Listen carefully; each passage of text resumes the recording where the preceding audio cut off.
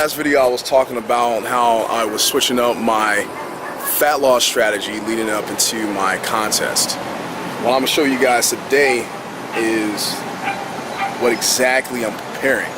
So I got some chicken tenders, and then I'm going to show a little example of what I have for my vegetables, okay? Now looking into it,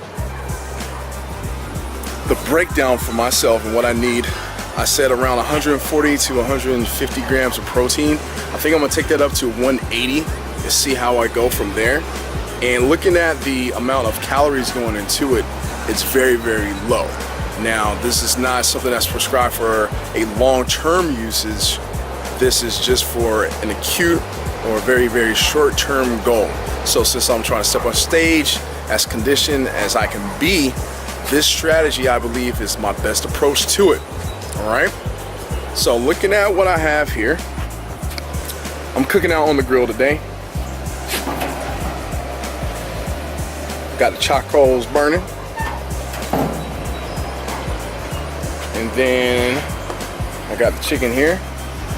So I purchased the chicken tenderloins from Costco. It's fairly cheap. I got the family pack. Like I told you guys before, with me having a large family, it's best that I get my food separate from my family, and what I do is invest in big family packs as well. So I have 6 of those packs all put in there, all marinated, not really marinated with any sauces, but I would say marinated with seasonings, a little bit of salt, trying to keep sodium low, have some pepper, garlic, and I think that is about it. No oil going on that, all right? So the natural fats from there, there's a small amount of fat. I think it's 0.5 grams for tenderloins. So that's the only fat that's gonna be used for this grill. I might spray a little bit of the olive oil from the little spray can, just for a few seconds, for like a second or two on the grill, just to lubricate it. And then for my vegetables here, I have Brussels sprouts, and the macros on these are pretty good. Let's see what I get, zoom in. So no fat, 7 grams of carbs, 3 grams of fiber, and then 3 grams of protein for a half a cup. And then I have asparagus too. That's a natural diuretic, so I want to get as much water naturally off of my body to look as crisp as I can. And then the Brussels sprouts will just be a little filler for me.